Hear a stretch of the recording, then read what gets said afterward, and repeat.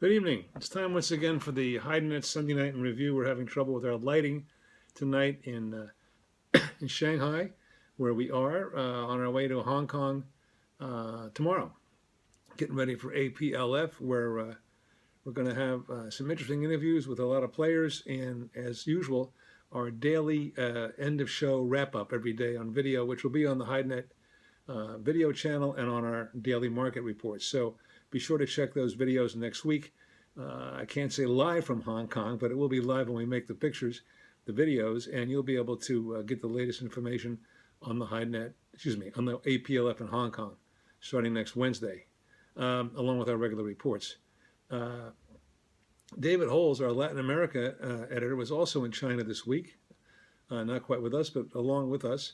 And he found that footwear business, for example, in Dongguan, the footwear sector has been awful.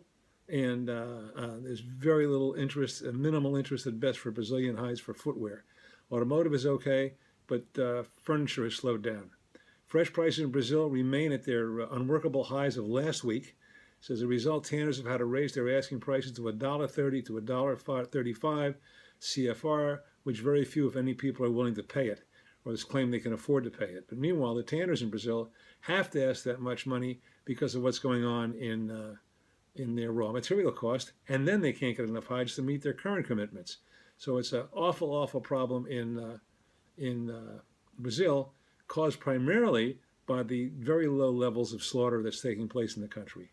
In Argentina, British Airways, Buenos Aires prices were basically steady, and the market down there is steady too. And the whole world is kind of waiting and hoping what's going to happen in Hong Kong. That's the big question mark.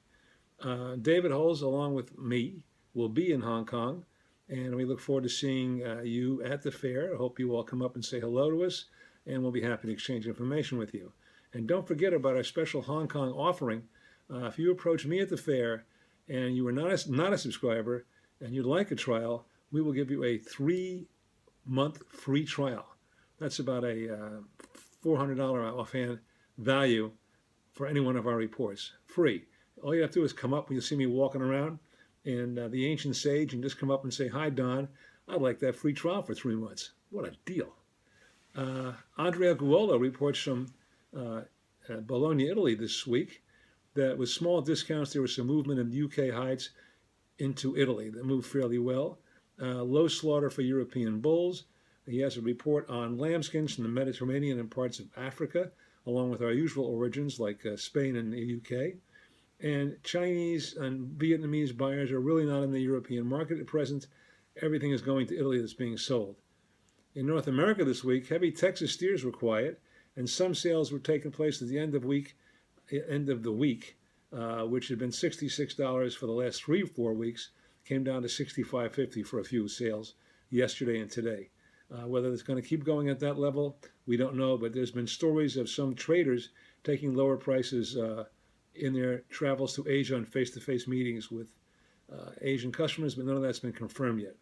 Branded steers were steady, and butts were steady to $1 lower. Heavy native steers appear to be in short supply with good demand, but still the few that sold were at steady prices till last week. Cow sector was under pressure except for Holsteins, which are not great, but they're okay. And secondary offers appeared in the American market as travelers who didn't have the luck they wanted an export business tried to resell some of it to American tanners. Meanwhile, on a positive note, the USDA reported that a record year's high of 679,000 hides, raw hides and web blue, were sold for export. So that certainly is a positive number, and tells you why packers don't have that much to offer. They're not just being coy. They've had very good sales of late. Slaughter, compared to the 679,000